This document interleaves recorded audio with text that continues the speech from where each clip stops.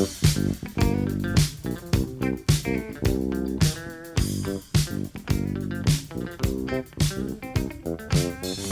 cookies. I love cookies. I love cookies. I love cookies. Welcome to Cookies, the world's most influential basketball podcast. We're here in New York City, and Andrew Kuo has been documenting the downtown scene. Tell us about your new experience as Cobra Snake 2, more Cobra Snakes. Oh, I just wanted the world to know what's happening in our beautiful city. Everywhere I turn, there's people bumming Uber rides, bumming cash, drug addicts, people stealing beers from bars, drunk on the corner. I basically live in a McDonald's on Delancey Street. For me, as someone who has lived in New York City for most of his life, I spend a lot of time on Instagram comments, and I welcome people to life in a blue state, in de Blasio's New York, or Eric Adams, the famously liberal Democrat who hates cops. The famously. rat czar hates rats. The rats they're getting too smart for him, though. He did a press conference about it. Yeah, what's going on with that whole street garbage can rollout? Is that still happening? Apparently, we're supposed to change our garbage cans to like sanctioned ones, but we have to buy them from a company, and this just reeks of not Tyrese Halliburton. It's like, oh, we're gonna go to war against the rats, but you have to buy our tanks. Yeah, I see an inflatable rat in the near future for this mafia-pilled experience in waste removal, a la Tony Soprano. I walked by an inflatable roach, and there was a couple union people standing next to it, and I'm like, "Is this have a different meaning, or is this just the rat's friend? Are we just dealing with like stuff we hate in New York?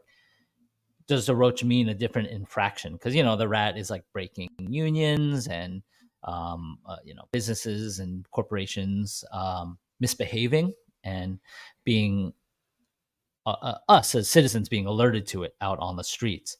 But the roach, I was like, is this the corporations fighting back? Are the unions the roaches? Are there also inflatable pigeons? In my mind, I've created the vision of a giant inflatable pigeon that gets hauled out in front of a business on like Madison Avenue. But is that just imaginary? Did I conjure that? Like making a dog bark with a nacho? Maybe. I mean, can you name your top 40 New York villains? So I'm going to a Knicks game, and we're bringing up with a giant inflatable Dolan that's going to be parked I out thought in you were front going to do the of Bing MSG. Bong guy. There's one Bing Bong guy, right? He survives. The guy who's like, he's the only Bing Bong guy we think about. Well, there's also that one dude who wants credit for Bing Bong, and he feels scorned as if he deserved more celebrity. I mean, I guess he is the one who said Bing Bong. Yes, on his show, right. Yeah, and then he did it in that video, and that went viral, and now at the games, it's like Bing Bong. And he's like, where's my cut from this? I'm like, and then look, the Bing Bong industry has moved on. You are no longer the possessor of that golden key, and other people are making billions off of Bing Bong. Let's not forget our buddy Jesus was in that video, but he doesn't really get GIFT when you do that search. I was riding on the 8 train, and as we were getting off, my toddler goes, Bing Bong. And I was like, no. I do not sanction those Knicks ideas. I am not part of that tribe, even though I love people who are excited about stuff. I do not think we should fire Tibbs or trade Julius Randle. Hey, the Zen Master. No. Trade Randle. No. But yeah, New York City, like this is like late August and one of the last kind of gasps of the summer. Peaches are gone in 2 weeks. I asked my peach guy. And New York City people are either coming back from out east or wherever they were, or getting their last licks in with this weather.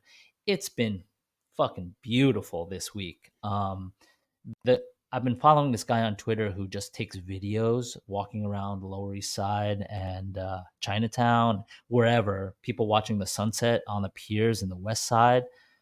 And he doesn't not have much commentary. Obviously, he's trolling. We'll talk about the DNC in a minute, but the comments are crazy. It's like, well, now show the heroin addicts. And did you get robbed right after you? How do you still have your phone out? Are these all crisis actors? I'm like, New York City can't be a gentrified Bloomberg hellhole and the Warriors at the same time, can it? Right. In the economy of grievance, it's hard to know what New York City or San Francisco inhabit because it's an urban hellhole where the inmates are now running the asylum, an open air drug market where you're getting shot and robbed and murdered. It's utter chaos. There's George Floyd graffiti covering everywhere. You're blinded by George Floyd graffiti. Can a Chanel store even exist? Yeah. And yet it's also the coastal elites who don't understand what real America is like. Where rents for apartments that are not over the green markets cost $5,000 a month. Like, there are a bunch of liberal pansies who are the toughest people on earth. There's surviving in a Mad Max type hell. They're also gay and trans. Yeah. It's like Jack's wife, Frida, adopted European seating, but Frida herself, down and out heroin addict, just mugging people.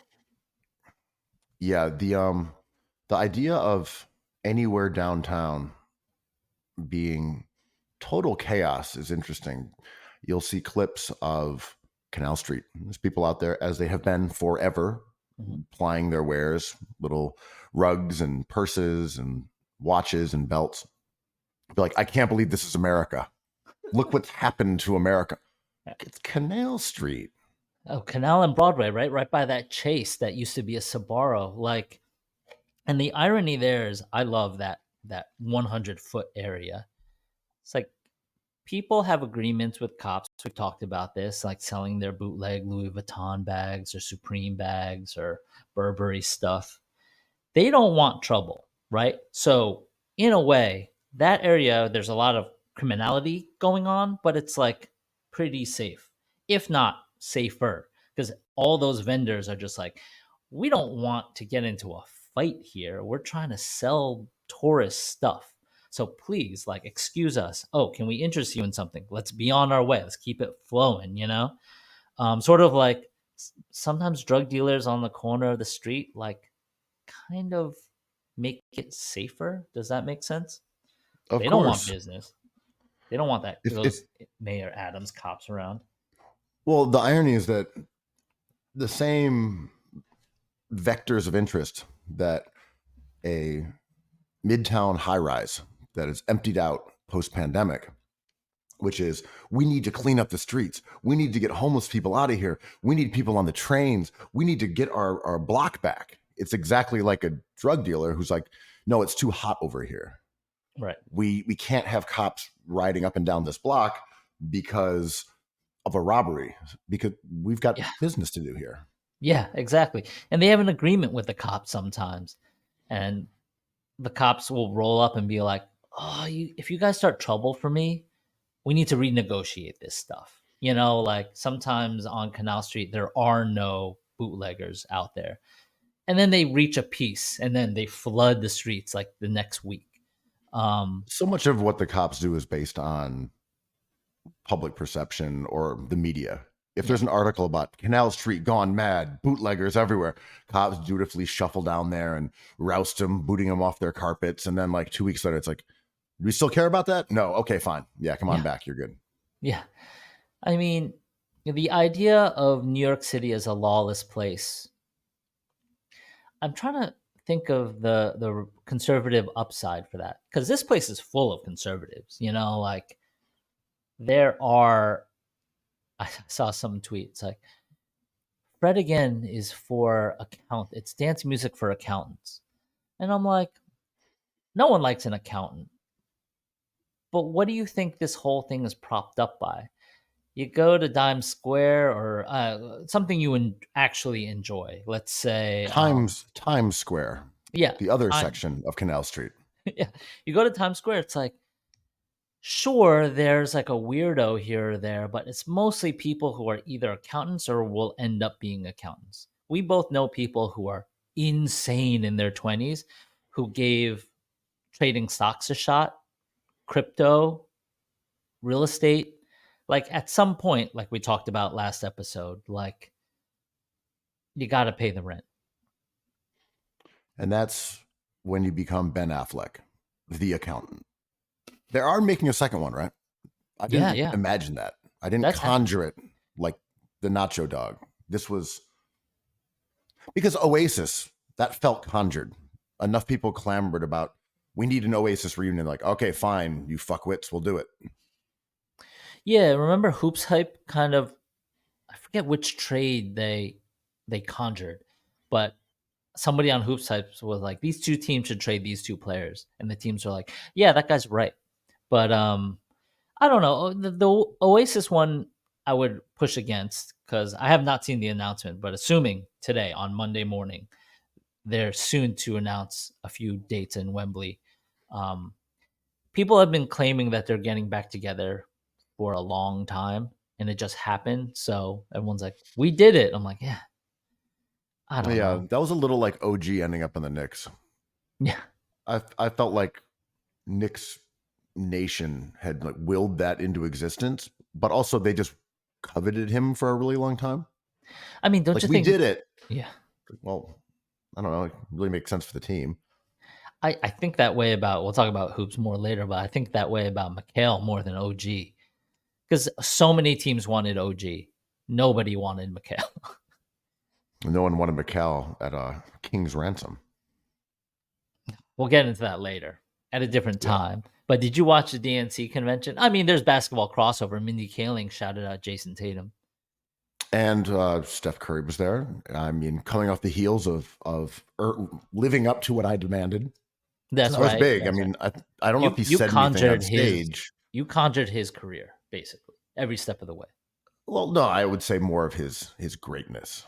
Mm, I think the that's good parts. him responding to my criticisms on this very Mm. pod, pushed himself to a limit that otherwise would have been impossible. My skepticism fueled the greatness of Steph Curry. Yeah, I said it. It was strange seeing his coach, longtime coach, call him the great Steph Curry, as if there was a divide between DNC watchers and fans of the NBA. Like, guys, there's a great player named Steph Curry. Like, motherfucker, we know you're Steve Kerr. Why do you think you're famous? I guess he was a Bulls sharpshooter who had more big shots in finals than Michael Jordan. But Yeah, he was I, trying to find that Venn diagram with glazing right in the middle. wait, who was getting glazed? Whomst was glazing Oh, you've who? got. I'm saying DNC, Steph Curry hype, Glazers unite. Mm. Did you watch the DNC? I watched some of the highlights. Mm. I did not see it in its entirety. I didn't watch it live. It felt warlike from the clips I saw. Oh, I right. saw. You're a hater. Did it Oh, succeed? you're a Glazer. You like chanting USA. Fair enough. Um, did it fulfill your Kamala hatred needs? Mm, yeah, her up there like cackling about how we're gonna have the most lethal army. Like, all right. She wasn't cackling that, but I mean, my favorite part subplot was the Ella Emhoff part. Full disclosure, we're all friends and friendly, but the idea that she was going to bring down America, but with her zoomerness, was kind of fascinating to me. And people have a lot to say about her specifically on my feed, as opposed to many other things that happened during that convention. But capturing the Zoomer image an audience is like an interesting jettison forward that I didn't expect to happen in 2024. Like the RNC had no kind of attachment towards young people, right? And then you have those people, those conservatives, just being like, "What is up with this freak?" And I'm like, "Oh, you should watch that guy who does videos of New York City because this is just life." Yeah, it's weird seeing the context shift because, as you said, we see her around, we're friendly, and at no point when you see her downtown do you look at her and marvel at what an oddity No. this person is. And then you see the context there, and it's like, okay. And then when you see Republicans or whoever try to make fun of her, and they're like, she's all three genders, or whatever, it's like, oh, right. You have no context of Oh, what right, young, interesting people look like. right. And you'll see this debate about whether she's attractive or not. And you're like, of course she's attractive. What are you doing? A famous model. Yeah. Like, what are we doing here? Like, he's like, oh no, she looks like that. Like, you're decontextualized on something that's extremely normal. But I guess that's like the power of conservatism, right? Mm-hmm. Or just changing someone's context based on their agenda. Yeah. Because a guy who like shows up at the gas station in a rural area with a like "Stop the Steal" shirt, we're like, he, creep shot. Let's get a photo, put him on the thread. It's like me in the Rochester Farmers Market. There's a guy with a Trump shirt wiping the blood off his face. I'm like, that'll go well on the feed. Let's get that out there. And you're like, totally normal, an absolutely average person. And it's like they're just returning the favor, I guess. Yeah, a day after the assassination, which is getting more and more fascinating. Like, we don't know anything about this shooter. Everyone has these theories. Trump talks about everything. Someone tried to kill him and he will not mention it, which is, it feeds into my interest. But after that happened, I found myself near Times Square and I was like, I'm close enough. I'm going assassination merch shopping. I'm going to see what's up out there. And every store had stacks of these t-shirts, right? And like tourists were looking at them being like, well, this one's like $20. I think it's cheaper down the street. It's 40, but they weren't flying off but people were buying them. And I'm like, New York City is such a complicated place because it's not like downtown is populated by tattoo laden, cool, weird artists slash political parties, like it's like that Fred Again thing. I'm like, there's real money down here. The hotel on Canal Street and Orchard is not weirdo money. It is corporations, it is industry, it is commerce, and it is tied to policy that probably leans more conservative than not. Yeah. I mean, I think we all understand the financial backbone of New York City is not the artist type. It's not cool kids. They add to the cultural fabric, which makes New York a desirable place to live.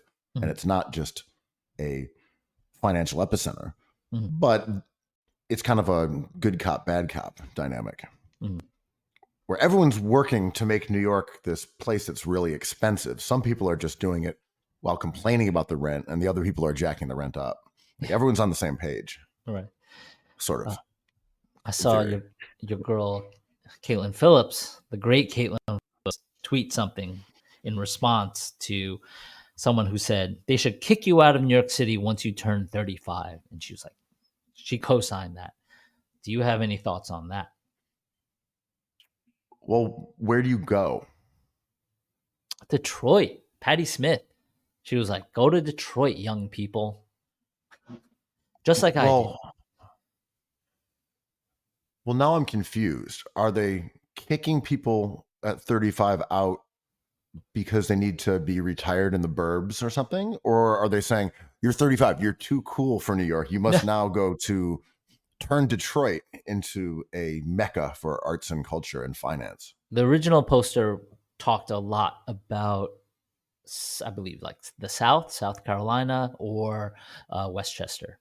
Um, a lot of a lot of people who are a fan of this kind of idea and anti-gentrification end up being kind of segregationists, right? Like, what do you mean kick people out of where they live? Well, all right, I see a point only on that. There used to be a time when people got to a certain age, decided to have kids, and you fled New York City. And then the boroughs were for people who were poor families coming into the city. And this cyclical thing of you tried to make it in New York, and then you went to Manhattan, and then you went to Jersey, or you went to Long Island, or you went to Westchester. So there was this idea, but then again, maybe Connecticut, Don Draper, and you're taking the Metro North up there, and that's, you're having some martinis and you're leaving the office and you have your little affair. And that was like the concept of success and adulthood. But also, I feel like that isn't the goal that people have anymore. And yes, you are replacing working class neighborhoods with wealthier neighborhoods without even getting into the gentrification aspect. But it's not like Brooklyn and Queens or Staten Island or the Bronx way back in the day, where culture emanated from anyway. They were working class enclaves. They were for people who are here to make a living and people who are struggling and hardworking people that defined New York and defined the culture of it. But it wasn't like those were the hot spots. Right. I mean, New York is huge. Everyone who says it's too expensive to live here, I always ask like where they want to live. Because like we talked about that person who wanted to live near Union Square Farmers Market. And I'm like, that's going to be really expensive for sure. It's like $800 a month. Yeah, it's $800 or $900 a month. It's crazy. And you're going to have to split that with maybe 2 or 3 roommates to make work in a 3-bedroom. But, I get it. Like the suburbs have more space, and schools are controversial. Public schools are controversial in New York City. And there are schools that are paid by your property taxes or your town taxes, school taxes up in Westchester. So if you have 2 kids, it's really affordable. But like, this is a great place to stay. I don't know. Decided to stay. I love it, but I don't live near Times Square anymore, where I lived for 23 years. Like I couldn't hack But that. also though, you are seeing a return of this cyclical idea of moving outside of New York. Oh, you've reached a certain age, but instead of going to Long Island or going to Jersey or Connecticut, people are going to Livingston Manor. People are going to Rhinebeck.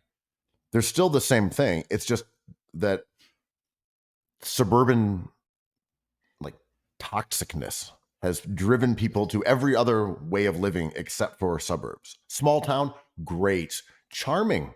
Yeah. Rural area, fantastic. I've got 5 acres. I've got views of the mountains. New York City, incredible, brilliant, the center of the universe. Suburbs, oh hell no. I couldn't possibly. Who do you think I am? Isn't that where you grew up? Well, yeah. One of my buddies anything to escape where you were actually born. A couple of my buddies live in southern Westchester, and we meet up wherever. And I live out in Brooklyn. They get home faster than I do on the A train that runs local, which is crazy. If they can hit it, like if they're like, oh, Grand Central, I got to be there in 15 minutes and I'll just be home. I'm like, are you home? It's like, yeah, I just walked in the door. Where are you at? I'm like, I'm still 10 minutes out, man. It's crazy. But can we talk about your refusal to take cabs? Yeah. Most people probably don't know the side of Andrew Crow that I do. And it's that you are vehemently anti-cab, anti-Uber, anti-Lyft, anti-Yellow Cab, anti-livery cab. Maybe you like a livery cab. No, you don't like a livery cab. Nope. I mean, I will take an Uber or cab when I need to, but I don't like being in cars. I think the subway, however flawed, is good enough. And late at night, when I'm done having N beer with you, a lot of times it's easier and cheaper than a cab, which could take a while to get to where I go. And Well, it's always cheaper. That's not subject to debate three, here. $3 or 20, You're, 30, yeah, 40, you're not 50 getting a bucks. $3 cab ride home. Nope. Like, I don't know what that ride would be other than arriving Yeah. sans an Oregon. Also, like riding on the subway with your fellow New Yorkers is like kind of fun, right? Like you're still hanging out. In a car, it's kind of, I don't want to talk to the driver. It's kind of quiet. I'm just on my phone. I don't know. I like the subway. I've always liked the subway. I like subways too, but to me the walk to the subway ride, then walk as a product of living in North Brooklyn cannot really be done at 11:30 when one goes home from the bar. Oh, it's almost midnight. It's time to exit. Tough to do that, at that late hour. You live in a shitty subway area. This is weird. When I moved, I kind of picked like a subway heavy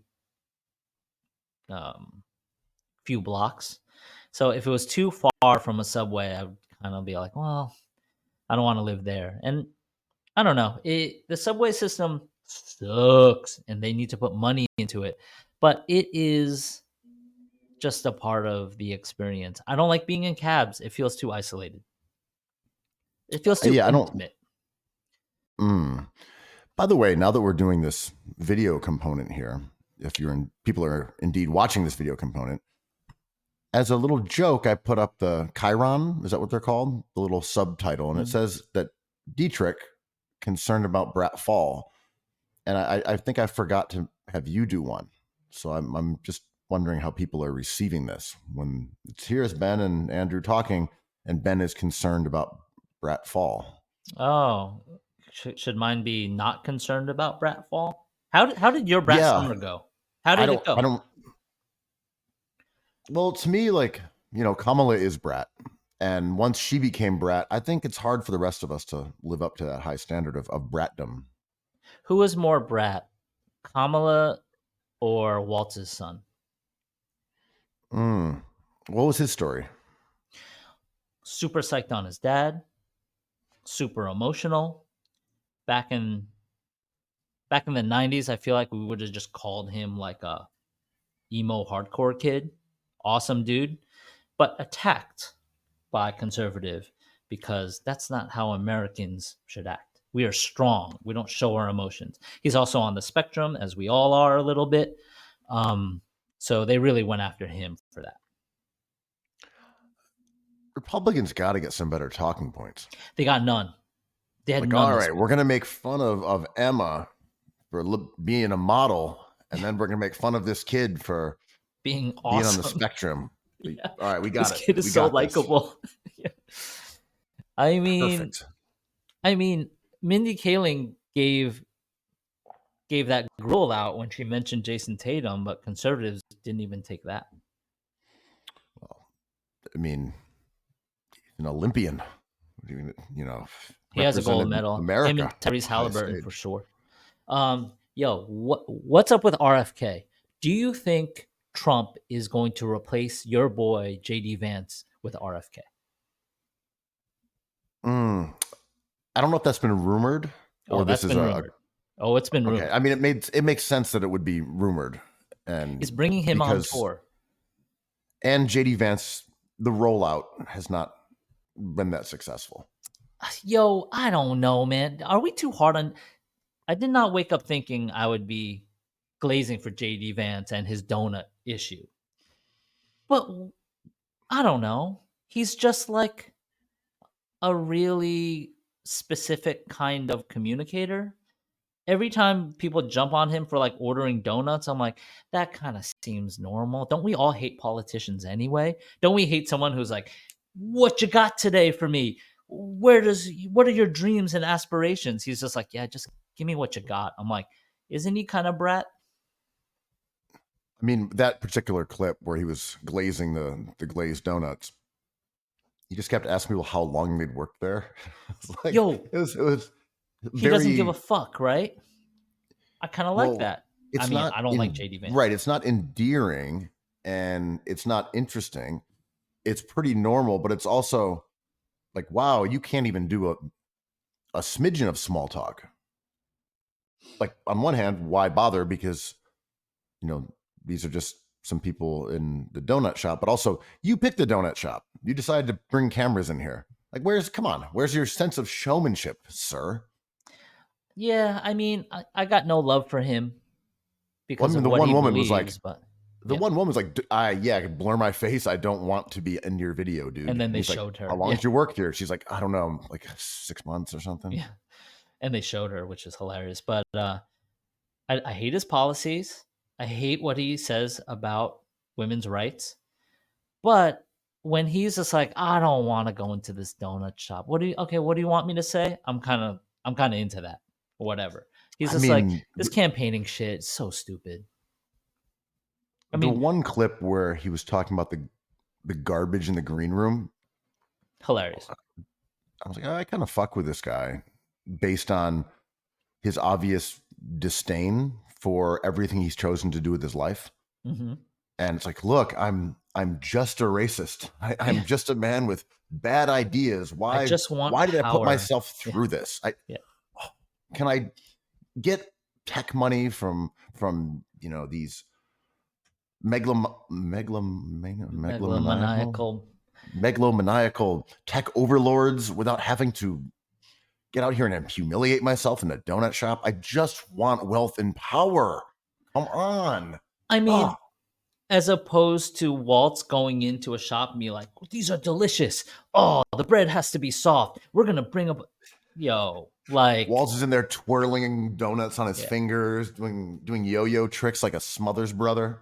And I like Waltz, like, whatever. He's fine. He's a politician, but I'm so starved of strange people because I feel like all these celebrities are aggregates of just what works, and everyone is so streamlined that if you tell me a political ticket is weird, I'm like, that's interesting. Too bad they're the worst dudes on the planet. But like, I'm into the weirdness until it gets that real stuff. I'm just like bored of a lot of these DNC people, which is the point of politics. I mean, I think Vance is so knowable, and I kind of enjoy him as a character because he's like a Magic the Gathering guy who's wearing eyeliner and has always envisioned himself as the new Andrew Sullivan. And you see him looking kind of emo in his college photos, like aesthetically, like with his haircut. He's in drag. I'm like, oh, you just wanted to be a troll. Like, we know that guy, the one conservative guy in the crew. You wanted to troll everybody. You want to be viewed as a smart edgelord. And now here you are, trotting around the country asking people about their bear claws. The ultimate contrarian. And let's not forget his famous clips of him backstage looking at all these sugary snacks in a donut shop. The dude is running away from these 20 pounds like if his life depended on it. But like a shadow, it is attached to your DNA or the physical embodiment of your world. So if you're going to make him go to a donut shop, he's going to be sweating bullets, man. Yeah, that's true. He's a man whose destiny is pear-shaped. And it's when going to put happen, him right? in the proximity of that many crullers, you see the panic attack occurring. He just starts twitching. He needs that that nice apple-filled delicacy. I don't know what to get. Just like your most popular thing. I don't know, 2 of those. Motherfucker, you know exactly what to get. He's in his mind. He's just like the Terminator. What do you call the one with the white sugar on it? Oh, that's called a powdered, JD. Oh, a powdered donut. Yeah, I've never heard of one of those. What about what kind of fillings do you put inside these things? There's like a cherry or anything like that. Is that a Boston cream and a bear claw? Are you Sarah Connor? Of course he knows what he's doing in the donut shop. Jesus Christ. Dog nut. Yeah, just two ways to spell this pastry. All right, we're burying the lead though. RFK, man, incredible. Like, I don't know if he actually gets votes for Trump. He might. The jury's still out because polling is so garbage. But now that he's still prominent in the news, all this new stuff is coming out about him cutting off the head of a whale and Hmm. strapping it to his car, and the whale juices going all over Ben Affleck's new girlfriend when years and decades before she became an adult. But like, or Ben Affleck even saw that glimmer in his eye. But that's a crazy story. A whale head because he's really into animal skulls. Yeah, I mean, look, I've also driven around with a whale head on the roof of It's my car. it's not illegal. I did that last week, and I did it the week before. I took it on the To subway. me, a trip to the Rockaways is not complete without strapping an orca on the hood. And I know you're not a cab guy, you're not a How car does guy. he? How do you remove an orca head? Don't you need something better than like a saw? Don't you need like What do a you? What do you? bandsaw? Oh, Like, do well, you it have just a? depends on how much you want it. Like, do you have that porpoise head cutting dog? Well, I wanted to know more, and maybe there is more that I didn't read, but maybe does he have like a machete in his truck just in case a dead animal's around? I would also say, depending on the condition of said whale, I think they go bad, so to speak, the whale carcass pretty quickly. So I I mean, think there's going to be a softening of the whale flesh. And I'm not just saying you should harvest the blubber for your lamps or what they did in the past. This is only for strapping it to the roof of your car before you drive home in a lovely cascade of whale juice. it's just the bones. You got to get through the bones, right? Mm. And like, I mean, the dude had a decaying baby bear in his trunk. As and then what he had an affair with 37 women in the course of a year, wrote like basically a diary chronicling it, and his wife, after he takes their children, which is strange, commits suicide. Like his world is. He has told us he has many skeletons in the closet. I didn't know it was more than orca skulls. Well, it's great. It's like, look, trust me, I got some skeletons in my closet like everybody else. Like, no, no, no, no, no. Your skeletons are really, really different, man.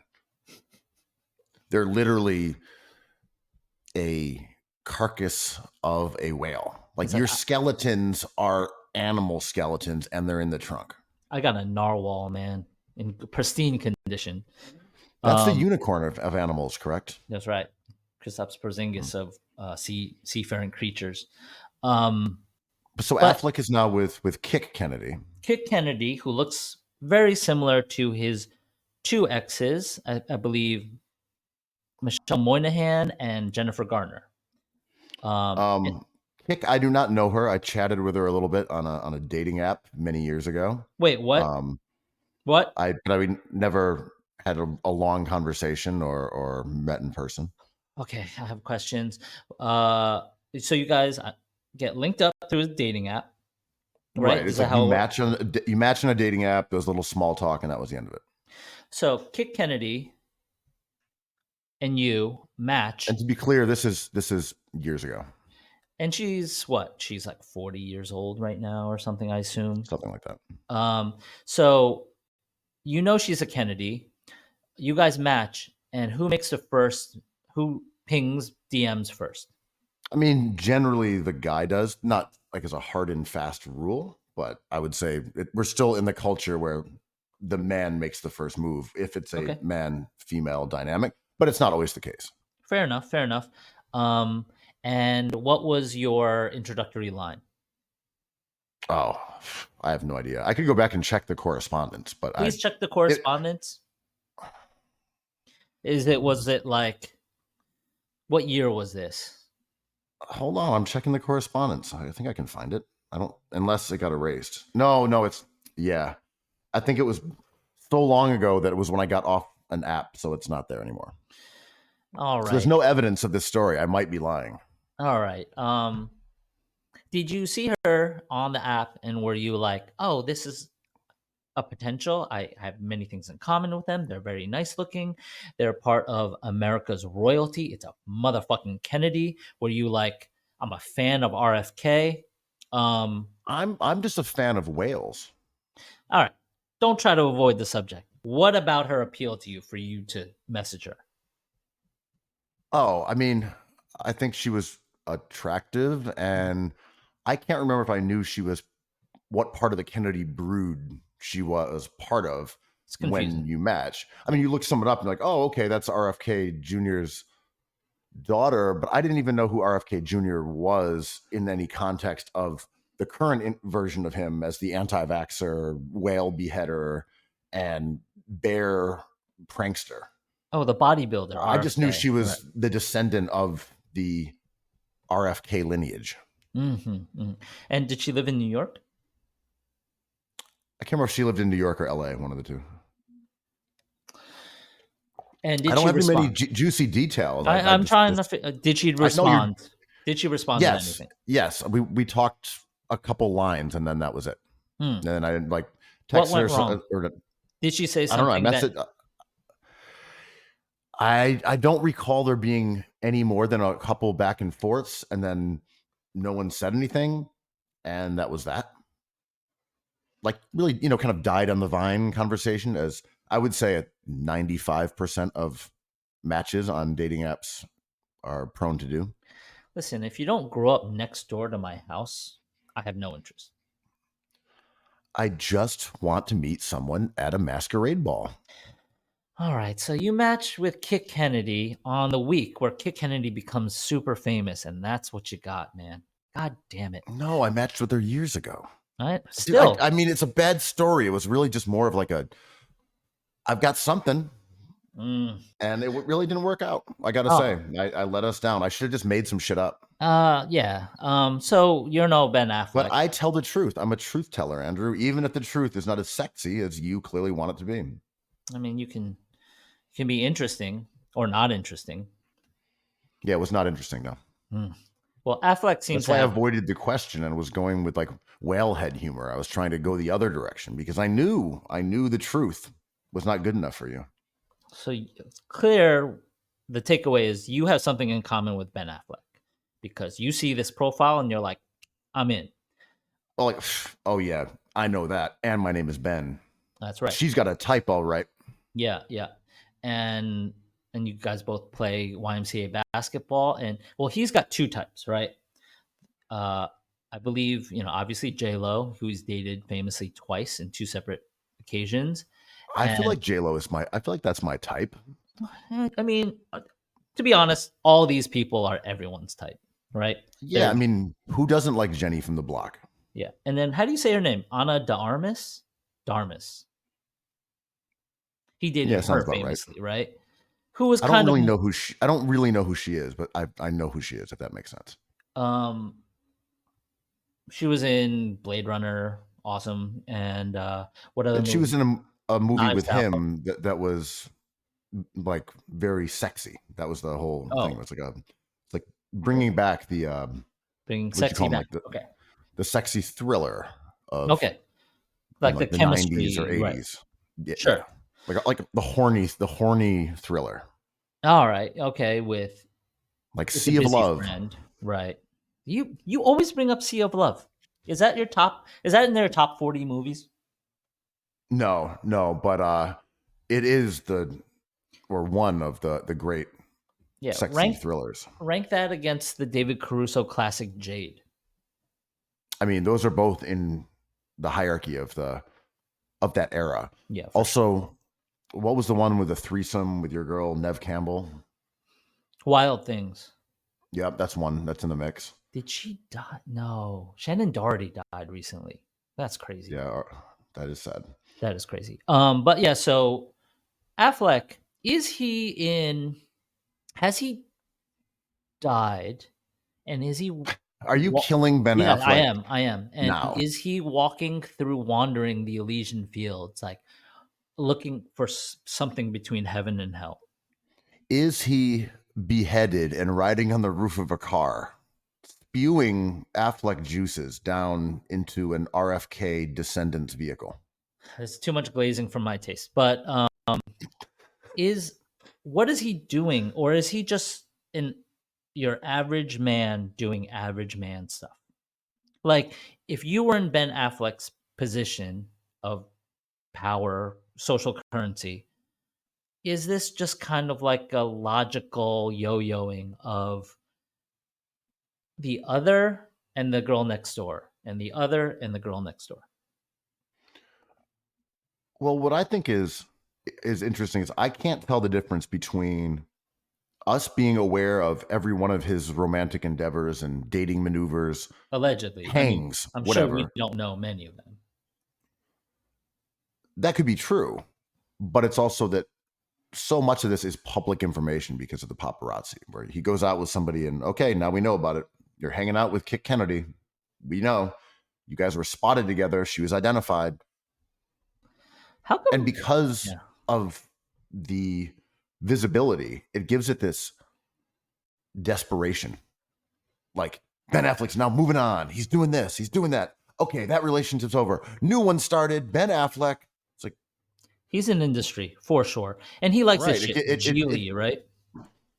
but it's hard to know if that's actually how he is or just how it's presented to us. Like, are there actually like months at a time where he's not dating, or is it that like they filed for divorce, he's seen with someone new?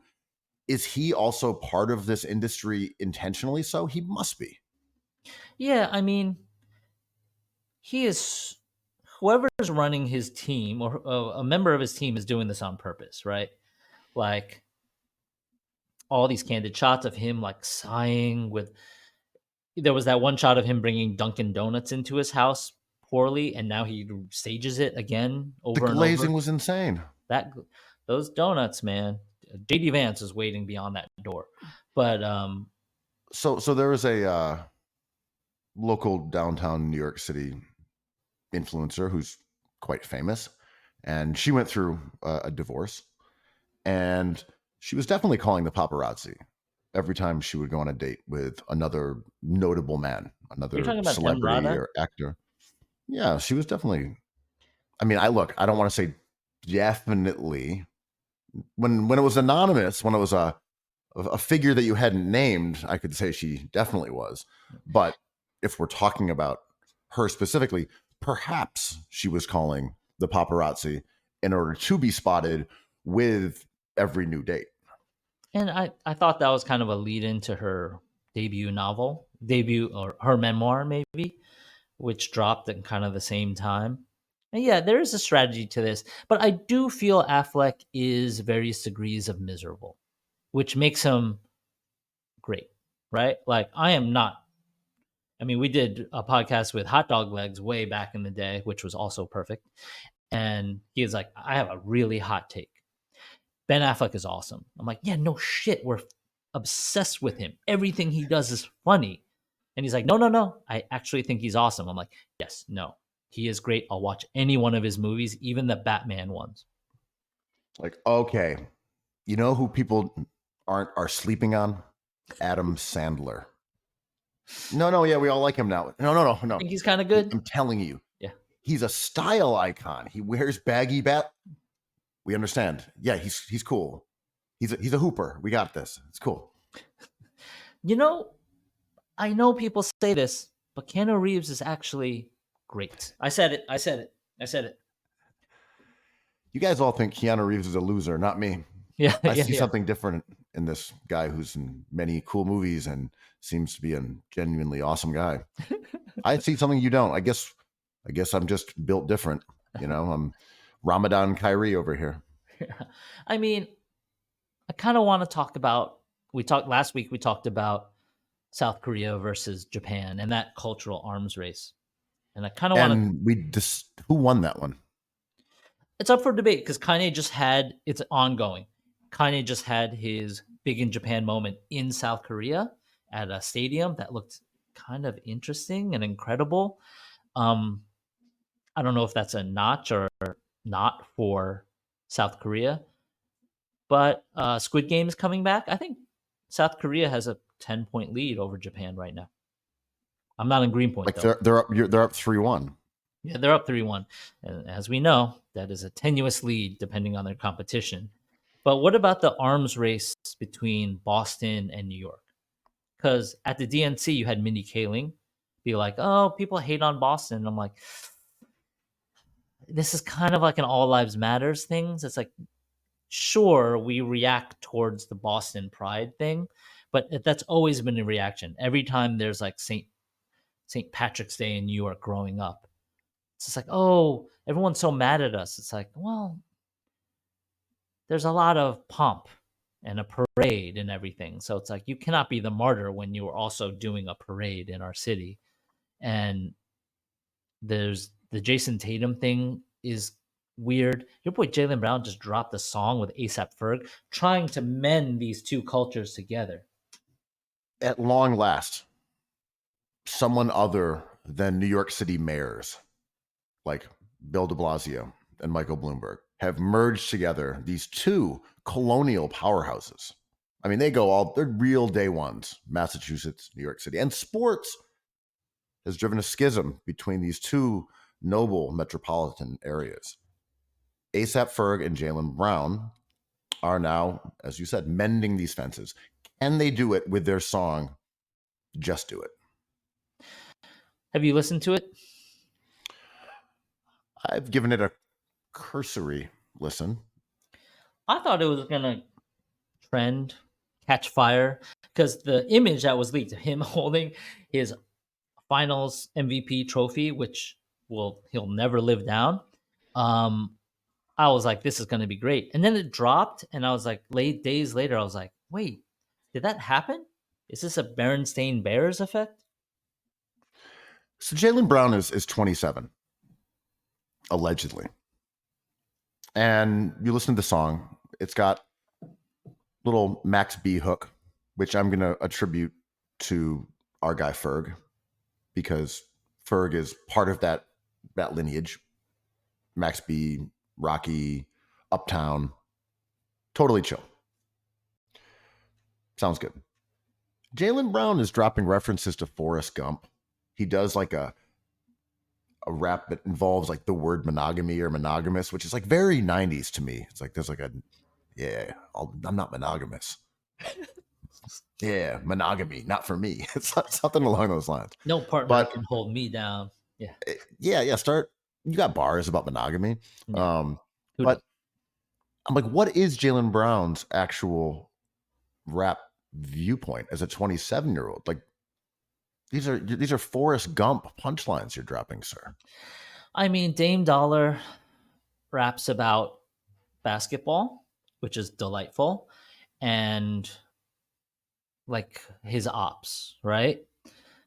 From what I've heard. Allen Iverson rapped about discussing misogynistic stuff, and we've not heard many of that.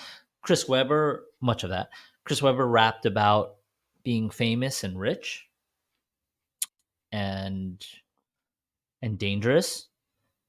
So like this is what do you want Jaylen Brown to rap about? Do you want a diss track? That would have been viral. What if he took down Ben Affleck? Well, this is the problem with basketball players rapping. Miles Bridges, good rapper. I mean, seems like a bad person, but good rapper. Bad person, good rapper. What do you do? He was rapping street shit. There was no difference between what other Detroit rappers were talking about or other Michigan rappers were talking about in terms of like the verbiage, in terms of the content. I don't think Jaylen Brown is going to go that route.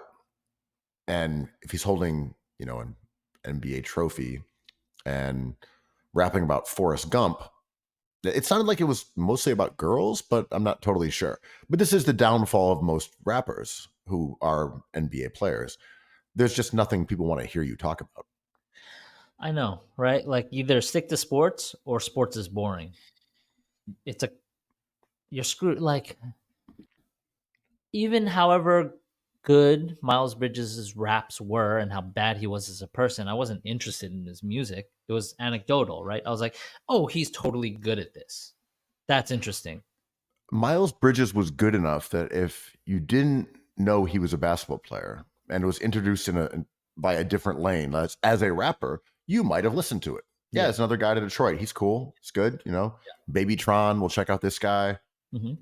But it's a basketball player moonlighting. It just doesn't work. Do you think we're at the end of the hyphenate era? Oh, I like this idea. Is that bad for Cookies Hoops?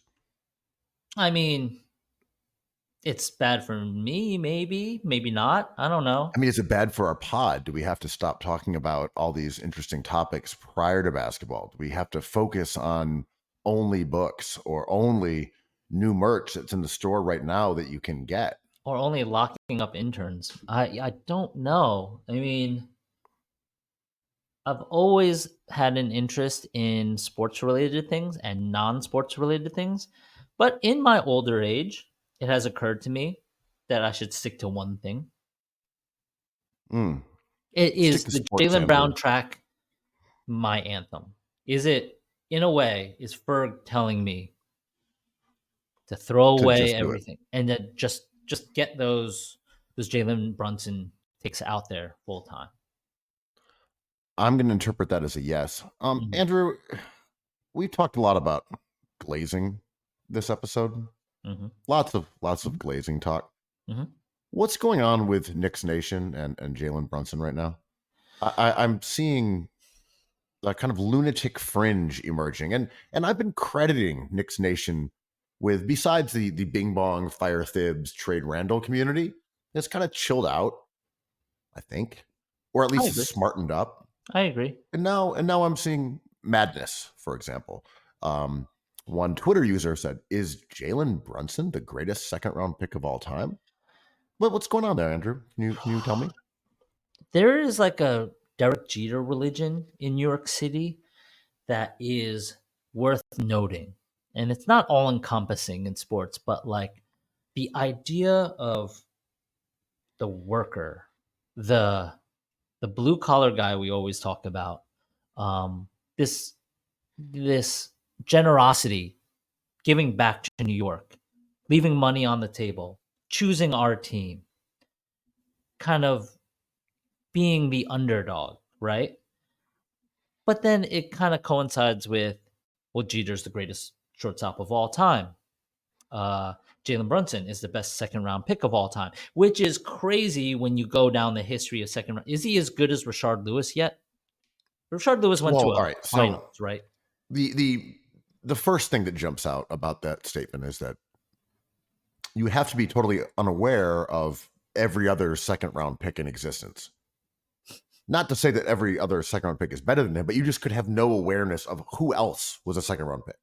It's like, is he? I don't know. Someone tell me.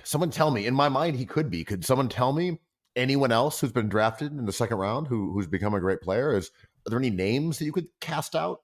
Like, I don't know, a recent MVP, the reigning MVP, maybe a guy whose entire story, in fact, is that he was drafted during a Taco Bell commercial in the second round. After the obvious first 10 second round picks that were better than Brunson, you get into territory like, is he as good as Michael Redd? Michael Redd's a gold medalist. Michael Redd was in the dead ball era, but I don't know if Brunson is that much better. Okay, here's one for you. Mo Cheeks. Oh, it's better. He's part of the 10. Yeah. He's a Hall of Famer. Tony Kukoc is a Hall of Famer. Mark Price, 3-time All-Star. Marc Gasol. Dennis Rodman. I mean, beyond the obvious ones, the Draymond Greens and the Manus, ones that you wouldn't even necessarily think about. It's like Chris Middleton. Yeah. Middleton is a champ. Gilbert Arenas is a really devastatingly good player in his prime. Like, Gilbert Arenas was no joke. Yeah, look, I think Brunson is a franchise player in a way that some of those guys never were. Not talking about Arenas. He was. I don't think Chris Middleton has ever been a guy you could build a team around. But Jalen Brunson is also a one-time All-Star. He's turning 28. Yeah. Like, the guy is in the middle of his prime, he's a one-time All-Star. This doesn't mean he isn't a franchise player. He isn't great. He doesn't deserve accolades. He should have been all NBA last year. Tatum did not deserve it over him. Brunson deserved first team, but he's still a one-time All-Star. Yeah. Not to be Bing Bong Nation over here, but he exists in kind of a conversation that Middleton doesn't. I believe Middleton has accolades that Brunson will never have. Champion, excellent player on a championship team, but I think you're allowed to move Brunson's accolades forward, sort of like Wembayana. When people are like, he might be a Triple Crown winner this year. He's probably going to be in the MVP discussion, and moving forward, he's a top 5 player probably. And you have people being like, but what has he done? You can't do this to a second round player. You can. Brunson is probably going to be an all-star most of the rest of this decade. And I don't know. I agree with that. It's only the same way that I inspired Steph Curry to greatness. Can you inspire Brunson for me? Yeah. I just want to see a little more from Brunson over a period of time, but I do think he is a top 10 player. No, he deserves a top 20 player. He's not a top 10 player.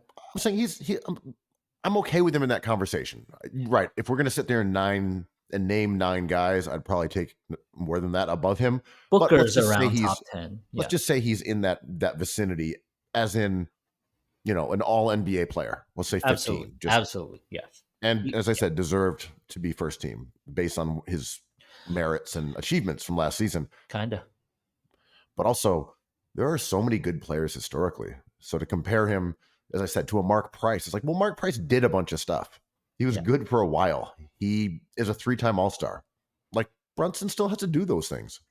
Dude, it's insane. Like, I'm obsessed with, we'll talk about this on another pod, but like music. There are kids who are like 27 years old who are like, I don't really know Rihanna's music. I'm like, that's right. She hasn't made anything in 10 years. So when we're like, Gilbert Arenas was awesome, Manu Ginobili is like, to me, on a Kobe tier. They're like, we never watched Manu. We don't know who Rashard Lewis is. Young people who are like under 30 didn't even see Kobe. But the Kobe originalism, which is just a sequel to Jordan originalism, is because of shoes, right? Kids invest in shoes as businesses, so they don't want to devalue their assets. LeBron's aren't worth anything.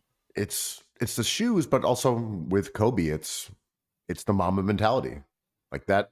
Good that rebrand that he did for himself has turned out to be his legacy. Yeah, it's incredible, and I talk so much smack about Kobe, but respect to a top 30 player. But it's hard to talk to someone about Draymond Green's prime. They look at Draymond Green now, it's like, this is your king? And I'm like, absolutely. In his prime, Draymond Green was one of one, Hall of Famer, maybe the best defender I'll ever see in my life.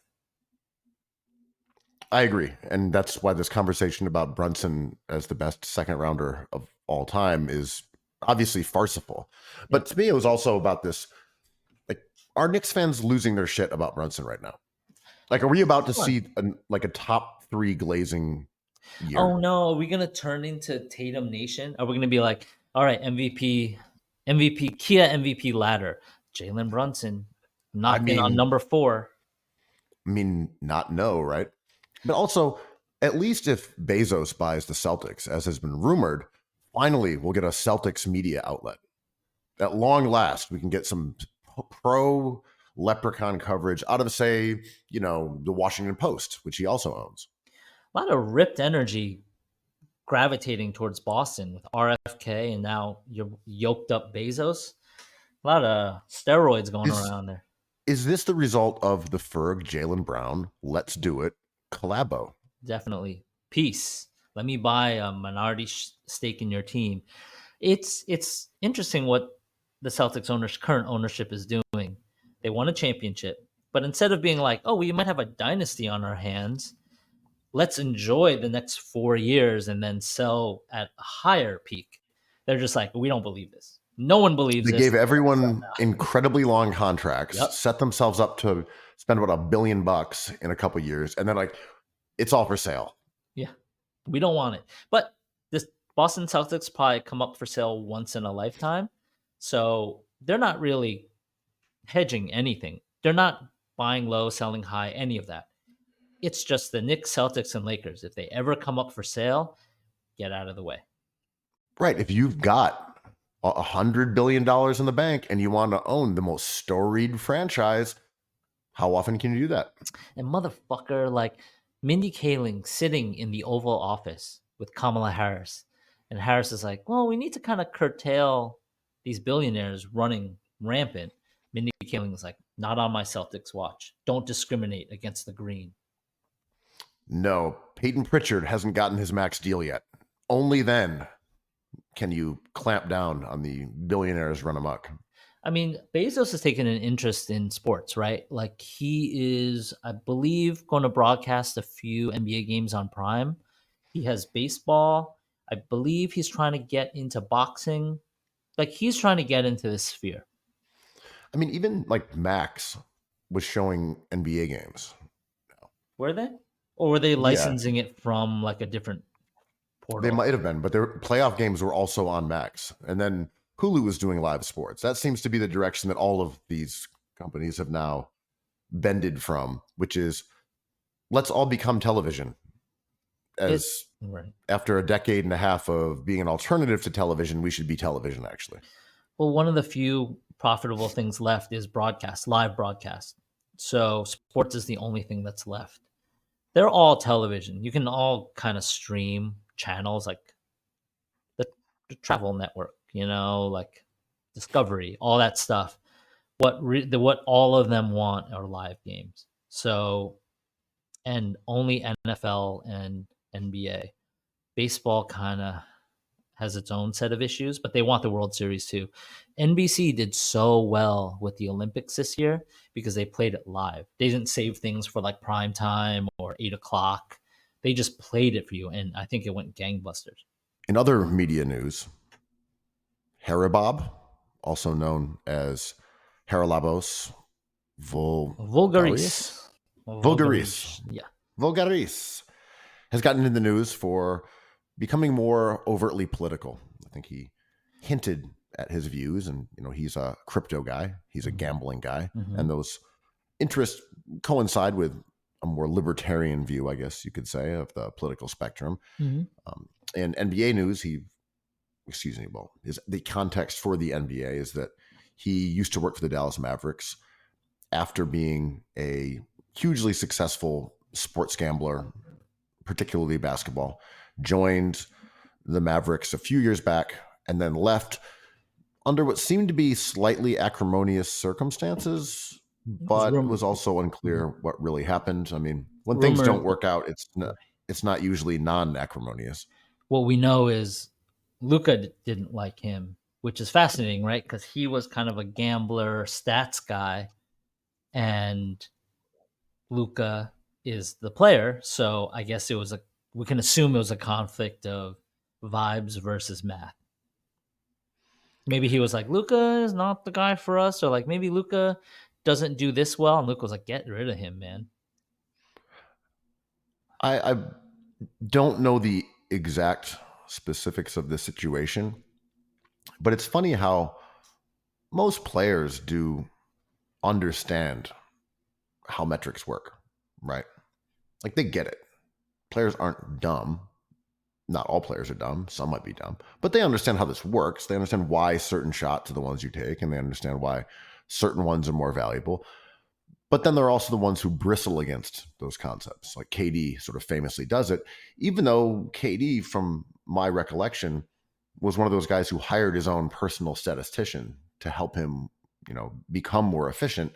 But at the same time, he's like, you don't tell me not to take a pull-up 18-footer. It's like, well, right. No one really is telling you not to do that because you're Kevin Durant, except Haribob does.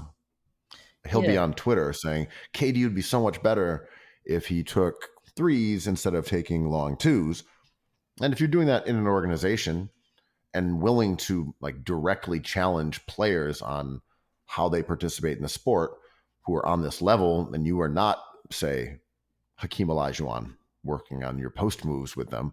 You are a guy who came out of gambling and not playing basketball. I think there is still going to be a way that is received by certain players that does not lead to, let's say, a positive outcome. Yeah, and I've always liked him. I've always thought he was interesting, especially on Twitter. He's really active and he provides a point of view that I enjoy on the court in the front office of basketball organizations. But like slowly as this election cycle is getting heated and people are finding their water level or maybe climbing out of it, he's become more and more critical of the DNC and Harris, and he seems to focus, as to your point, probably leans libertarian. He likes Andrew Tate, all this stuff, but he also mentions the conflict in the Middle East quite a bit. And I'm reading one of his tweets from August 22nd, a Joe Biden clip. He wrote, "I'd go with peace and reduce conflict abroad, but that's just me." And he gets kind of more toxic and he starts fighting with people about their opinions on RFK, who's just a staunch supporter of. I had no idea. This is what sacrificing for the greater good looks like when RFK announces he's going Trump. So he's like a hardcore conservative Republican Trump ally here. He's making fun of Jon Stewart, making fun of like the liberal stuff that maybe the NBA is more associated with. And he may have bad blood with the NBA. I don't know. Mark Cuban is not a Trump supporter at this point. But what happens when a basketball person with opinions you like has opinions you don't agree with? Well, the NBA, I would say, due to the public facing presence of people like Steve Kerr or Steph Curry, Popovich. LeBron James, Popovich, like the intellectual core of the face of the NBA is certainly like neoliberal. That they aren't leftists, but it's a sport that is heavily populated by black athletes, and you can't be a conservative sport without bumping up against that in the way that football did with Colin Kaepernick. And the NBA shrewdly tried to avoid that kind of situation, especially in the bubble while there were protests going on. And yet you look at the ownership of the NBA, I don't think the demographics are that different from the NFL. The owner of the Mavs is talking about, it's Edelman, like a January 6th supporter. You're talking about Dolan. You're talking about Dan Gilbert. So this idea that there's this separation where it's like being a conservative in the NBA is strange unless you own a team, which is totally expected and acceptable, and you can be hyper politically active if you're an owner. I mean, yeah, beyond all that and the contradictions, especially with the Mavs, like, woo, it's kind of not upset they got whooped in the finals if we're going there. But like, this is just, I kind of wanted to bring him up because this is just like the fan experience, like the worst guy has a good take, that meme. But what do we do when like a really smart person presents ideas that you fundamentally don't agree with, which is like, I don't know if he agrees about women's health rights like I do, like if he's going to vote for Trump, that's like something I'll think about when he's talking about gravity, but it also makes him more interesting to me. I hear that. I also can't really speak to the specifics of his politics. I literally don't know them. Like I don't know his departure from, the current corporate Democratic Party. Is it based on like Middle Eastern policy? Is it based on, because I don't think that diverges from Trump. Is he's it based just trolling at this point? He's just like, tax? That's what I mean. Is it tax rates? Is it he's just a staunch anti-abortion guy? I literally don't know enough about his platform other than to be like, are you just a Reddit pilled gambler crypto guy who I would presume usually veers towards, as I said, libertarianism or Trump? or the Donalds in this sort of worldview.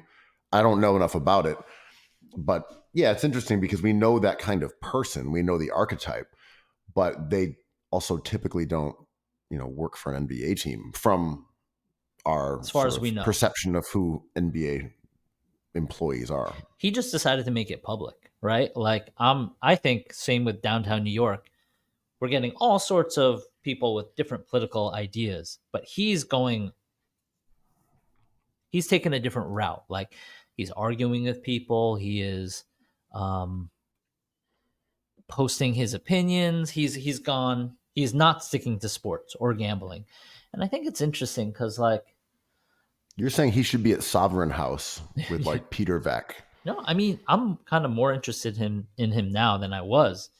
Um but it's interesting to me when Mark Cuban hired him as an expert gambler, an expert statistician, and someone who can measure risk. I thought it was such a smart hire. At that time, I believe Google was hiring like puzzle solvers or champions of chess, and just to sit around and hang out. You see other companies do that. I just watched a mini Lego documentary on YouTube about them hiring YouTube fans and people who make strange creations out of spare pieces, and they just bring them in to consult on future projects. And that company has taken off. Supreme has done that. Nike does that. Big companies who are smart do this. But then it's like, Google had a really tough time integrating these experts, famously had a tough time into their daily operations. And they were spending so much money on these high cost assets that they were like, the results are so bad and the cost is so high, we just have to redirect this strategy. And I thought that was such like a post internet strategy that maybe Mark Cuban was also interested in. And I mean, that makes sense because in the same way that the tech startup companies would have these lavish facilities. Oh, we're going to have a restaurant there that's going to make everyone crepes in the morning. And then we're going to have a playroom and we're going to have video games and ping pong tables and beanbag couches. And that was like this tech boom idea that work and play, you could keep the people within the building longer, but you could also make them happy in this suspended adolescence that went along with that. And it also, as you said, it kind of applied to personnel. mm-hmm. Where it's like, okay, we'll bring in a voice that's non-conventional, that's Mm-hmm. non-traditional. And I think we saw that happen all over basketball. And that was part of the Daryl Morey, stat head uprising, where guys who weren't part of the proverbial club, the guys like Griffin with the Pelicans or Sam Hinkie or Presti, all became, basically the face of the modern GM. Mm-hmm. And there's some of those guys. This guy in Orlando who got fired, I think Hennigan or whatever his name was, he was part of that same kind of community. The group that comes out of the MIT Stat Nerd Convention, the anime Comic Con for the basketball nerd.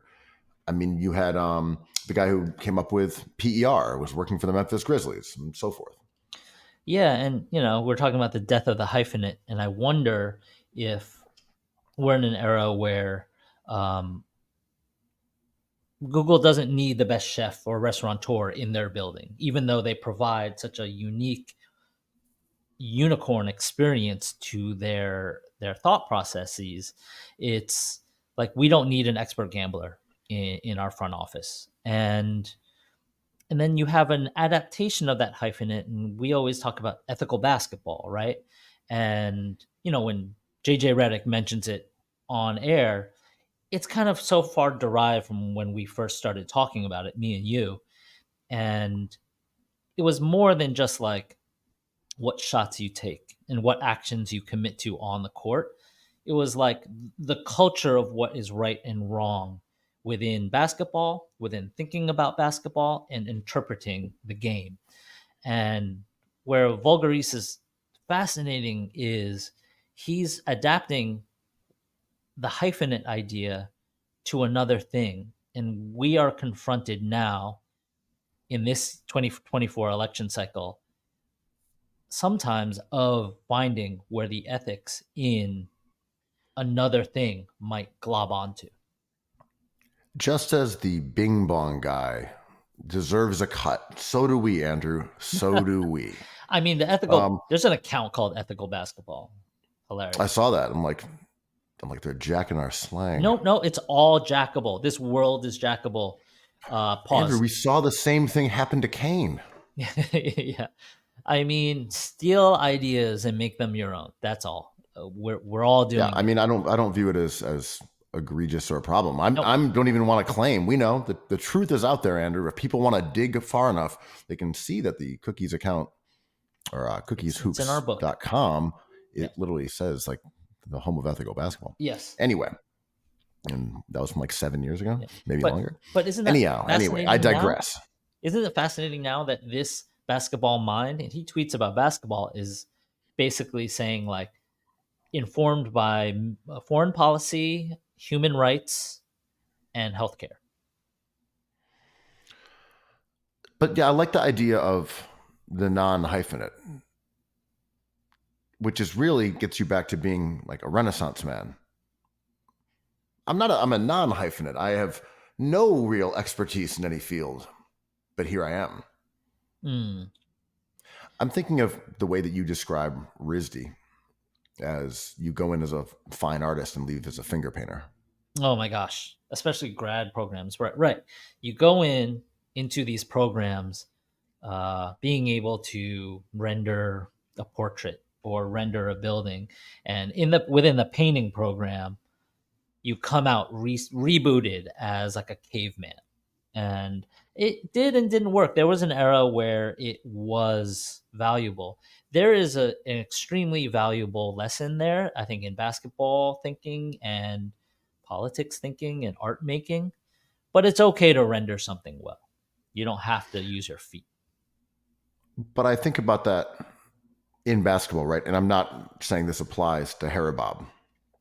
When people would say, okay, we're going to bring in a great physicist and he's going to talk to us about basketball and we're going to learn about this sport that we are well acquainted with through an astrophysicist. And the guy comes in and you're like, all right, what do you think about pick and rolls? And the guy's like, what do you mean? I talk about like vapor in the skies. I'm like, well, fuck, this doesn't actually make any sense at all. This is tomfoolery. We're post Malcolm Gladwell, right? Where his books were like, it's entertainment, it's fun. Read them all, they're interesting, but those concepts don't necessarily work. And like, if Harabob is telling us on Twitter like, hey, like Wemby's a wonderful player, but Chet's not bad either. I'm like, oh yeah, and he's just like, and you know who's also right? Robert Kennedy Jr. Weird. It's like, weird. Yes, you do make a good point that if Kevin Durant exchanged a certain portion of his long twos for threes, the value of point per shot would probably increase. Also, you should behead a porpoise and tie it to the roof of your car so the juices are streaming through the windows, and then you should date Ben Affleck. Yeah, and even simple stuff like, oh, championships are team stat. Also, all vaxes give you cancer. And it's like, ooh. Like Al Roker is a clone. Is it fair? I mean, he goes through and attacks Harris, Biden, and he really likes Tulsi Gabbard and RFK. Like, can we listen to him still about things? Like, is there a line that you cross that there's no coming back from, like calling someone crazy? And I don't mind conservatives. I don't even mind people who vote for Trump because sometimes they're single issue voters. But like him riding for this ticket so hard, I'm like, they don't want to give half our population their rights for their bodies, right? Like that is weird. Well, yeah. I mean, again, I can't speak to what his actual viewpoints are. But I know what you mean. Tulsi, I'm just like, yo. Well, right. No, I was getting to this idea, right? Yeah. Where there was that guy who was a fairly well-regarded scouting guy. Not famous, but, on Twitter, on websites, blogs. And then he started talking about dating. Oh, And he was discussing his strategies of how he wanted to date women who, in his mind, weren't attractive enough to date him, because then he would have power over them and be able to manipulate them, because he couldn't, he didn't have the riz for a 10, but he had the riz for a 5. And if he could get enough 5s, then they would treat him like this. as a 5, I'm into this.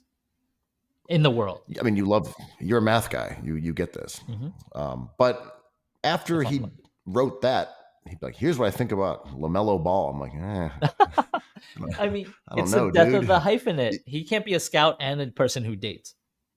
I thought your scouting takes were all right, but you think like that? I don't know. There's some of these little circuits aren't quite firing right, dog. But I always do that, right? Exactly like the person who was like, yo, Fred Again fans are accountants. Like, how can you trust this music when it has this attached to it? If, for example, dating wise, I don't really trust a narrator who is single talking about dating. You know what I mean? But I should, because it is what it is. I don't trust somebody about over French food who doesn't like French food. It's just like, wow, Carrie Bradshaw is absolutely being dragged by Andrew Kuo on the latest episode of Cookies Hoops. wait, what did Carrie single Bradshaw person do? From Sex and the City, a single person. Oh, but she's a psychopath. That's the joke, right? All she talks she's a about psychopath. Is dating. She has a dating column. She's an expert Right. on dating. Sociopath. But that's the joke of the show. That she's the worst person at dating, and she has a column about it. Yeah, that's true. Right? That's why the show's wonderful. That's the premise. Right. Like Lena Dunham just being like, am I the voice of a generation? Like, that was the funny joke of it. Well, yeah, some people don't get the joke. Hey, have you been watching Industry? That thing is a full-on comedy. I have not seen it. I've been watching the Vince Vaughn show, which is funny, however. I want to watch that. Without spoilers, can you just give me a teaser? Vince Vaughn is a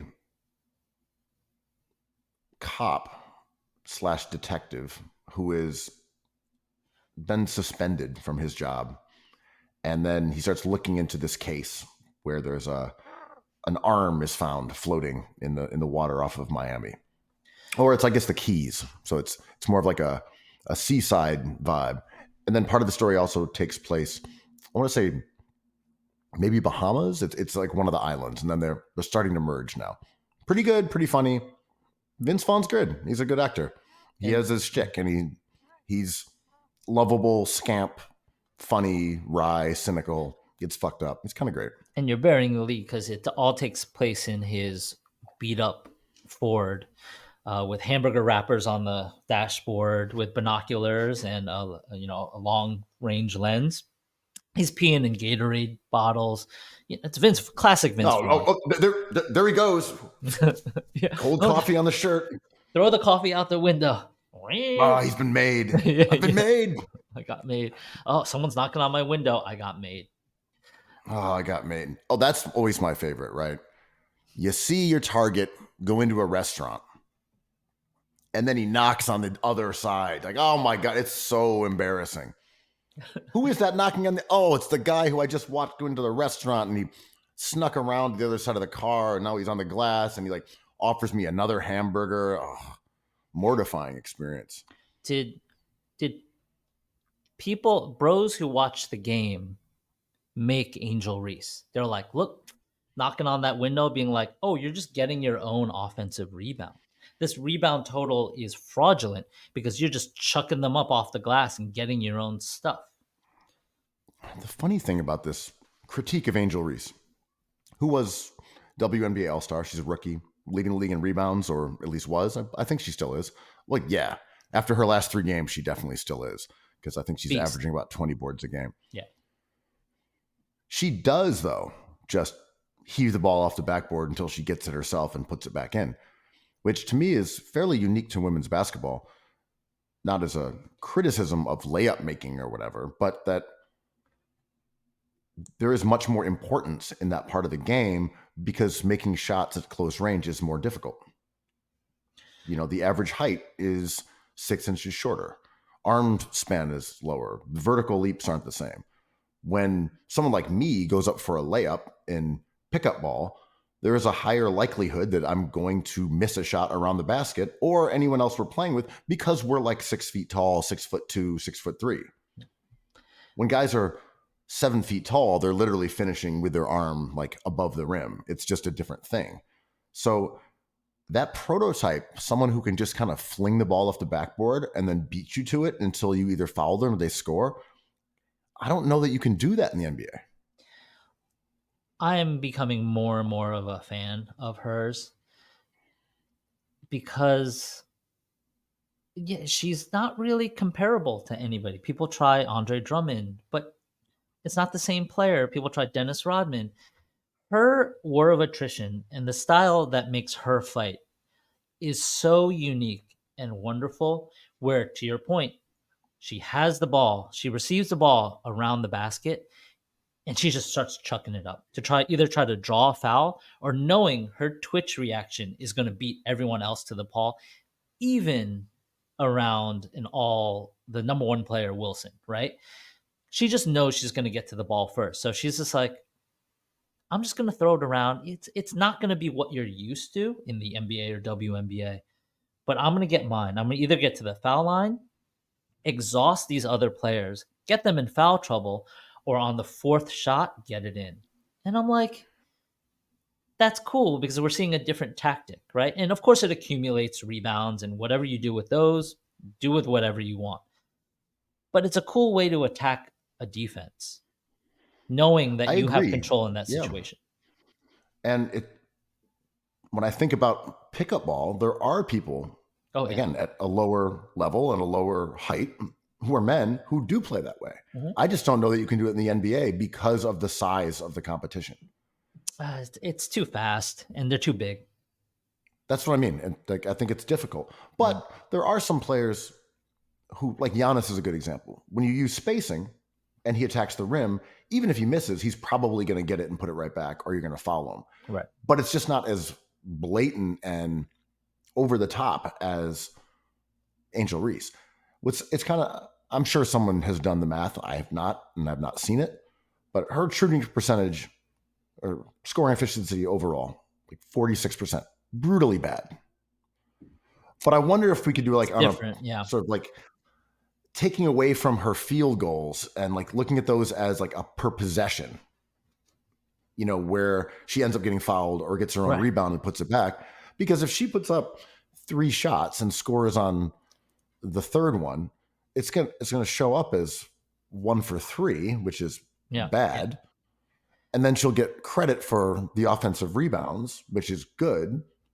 But it's also kind of not telling the whole story. The numbers are lying, right? Like, her box score are not representative of how she plays the game and her impact on the court. The Sky are a much better team with her on the court. She is going to be a Hall of Famer.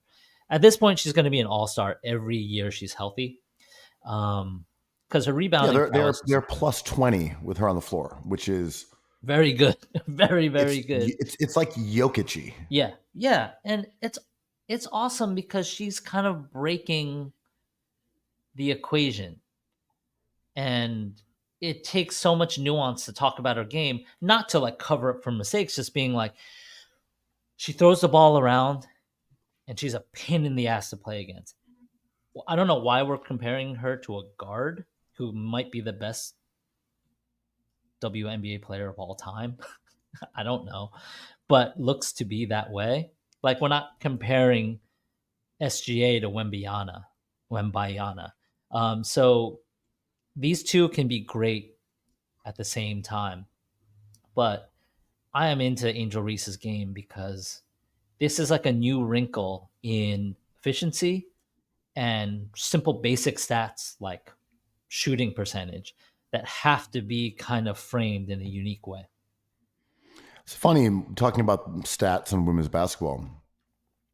I would have said it was more recent, but almost 9 years ago, I wrote a story for the New Yorker in the sporting scene when they used to have that little subsection about the lack of analytics and metrics in the women's game, and mostly it was based on economics, where Totally. women weren't playing in stadiums that had the Sports View cameras installed. They didn't have the personnel. They didn't have the staff. I think there was one team where it was like, oh, our stat guy is our scorekeeper. It's like whoever's behind the bench is also their analytics. But a big part of that was also that they were saying the game is different. And I think that's the interesting part. As we learn more about the WNBA, we can't necessarily think about everything in the same terms as what we know as conventional wisdom in the NBA. Yeah, no, because you can't do it. When we're looking at Angel Reese, like it's a slightly different sport. FIBA versus the NBA. The ball is smaller. Yeah, like literally, the ball is smaller. The height of the players is smaller. The metrics, in some ways, are identical. Stylistically, some of it's the same, but it isn't exactly the same. I mean, we don't do that with college and the pros. Like they don't transmute. I agree, and I think that's cool though. Can we figure out what is the difference, and what are things that say Angel Reese is doing that we can't necessarily appreciate because the women's game is slightly different? I mean, look, she goes 4 of 16. I don't think that's a good job of shooting. I'm not making that claim, but I mean, is it more complicated than that? Is that more like going 4 of 11 or 4 of 12, which is not great. Yeah. But like, did she have a disastrous day shooting? Because she also had 10 offensive rebounds. Yeah. Yeah. It's just her game. It's a way to get to the end. It's a mean to get to the end. And you were talking about money. And I think when we compare eras and Jordan originalism and plumbers and all that, really, I think what we're talking about with basketball is science and technology. And it has evolved, as everything does, to a point where you're looking at an excellent ball player now, by no means a top 10 player, and you're like, I bet you he could just posterize Michael Jordan. It's a different entire organism, and it involves technology, and science involve money. And there was chatter, I forget which team in the WNBA that was like $700 under the cap. It was like $700. Like, that's different. That feels different than the NBA. And when Caitlin Clark and Angel Reese come into the league and generate this much heat and kind of up the stakes of broadcast, of attention, Basketball Reference now has their own dedicated, well-designed and informed site for the WNBA, or information. Angel Reese is kind of, in a roundabout way, doing herself many favors here, because I think eventually we're going to figure out, for non-morons, that she approaches the game in a unique way that we have to look through a different lens. And it's going to have to be the technology, the cameras, the statisticians that take money and resources to describe. It's almost like Caitlin Clark is a self-fulfilling prophecy. She's going to be the best player of all time, and she's going to create that support just through the attention. Well, Caitlin Clark is funny because she is very knowable from an NBA standpoint. This is the quote unquote, heliocentric archetype. It's Trae Young, it's Curry, it's Luka, it's Harden. We know who that is, and that's been the face of the NBA since LeBron more or less created that position. We could go back and look at someone like Penny Hardaway or Magic Johnson, but it's LeBron. Yeah, that's for sure. It's LeBron, the supersized, out of position facilitator who you give the ball and you say, the only thing we really need is space, and LeBron will figure it out for us. Yeah. And that kind of prototype, that's what Caitlin Clark is. Like, all right, space the court. She'll beat her defender off the dribble, run a pick and roll. She'll find the cutter. She'll knock down threes. She'll create everything. And the unsung part of that team is, really that, like, Aaliyah Boston has played a lot better. But it's like, since that first month. And no, Caitlin Clark is great. Like, I'm not taking anything away from her. But the reason that team started playing better is they figured it out, whether it's Clark, whether it's the coach, whether it's Boston, however they sorted this out. Aaliyah Boston's numbers went from pretty shabby in those first month or so to being extremely good. I mean, it was as simple as Caitlin Clark was delivering passes that her teammates weren't ready for, and now they are, right? Like they have like kind of formed a kind of hive mind that is working out for that team around a player they have to build around. Aaliyah Boston's amazing, not only as a expected number one pick, like she's supposed to be this good on paper, but also letting the newcomer become the player the team builds around. Like, I don't think you can build around Angel Reese. You can adapt to her. There's open shooters around Angel Reese, and she won't find them. That's fine. They'll make adjustments on that eventually, or not. But Aaliyah Boston kind of blossomed with her point guard, right? Yeah, I mean, first 9 games, averaging 11 points. Those were ugly. And 7 rebounds, shooting 45% from the floor. We saw clips of her kind of clueless as how to roll off of a screen. Well, like yeah. taking bizarre angles to the basket and in ways that it'd be impossible to deliver a pass that didn't compromise the defense. Just sort of mistakes because she wasn't used to doing that. She wasn't used to playing with Caitlin Clark. Then, June comes around. She averages 15 and 9.5 boards. Yeah. She shoots 52% from the floor. July, it was only 6 games, but she shot 65%, averaging 18 and 10. And all of a sudden, we're talking about the worst team in basketball with 2 number 1 picks starting to figure it out. And lo and behold, they're pretty good now. Yeah. Yeah. I mean, that cliche, like the Liberty don't want to see them in the playoffs. Like that's a shitty early round. But yeah, I mean. All right, question for you on this topic. Sorry to interrupt you, but that topic. The way it works is in the WNBA playoffs for best of 3. And it's first 2 games are at home. Mm-hmm. And then the third one would be on the lower seeded team. Right. So in some ways it's kind of cool because if you split on the road against a better team, you get game 3, the deciding game on your home court. So kind of cool little wrinkle. Would Caitlin Clark at Barclays, first 2 games, let's say game 1, higher price than Knicks playoff games?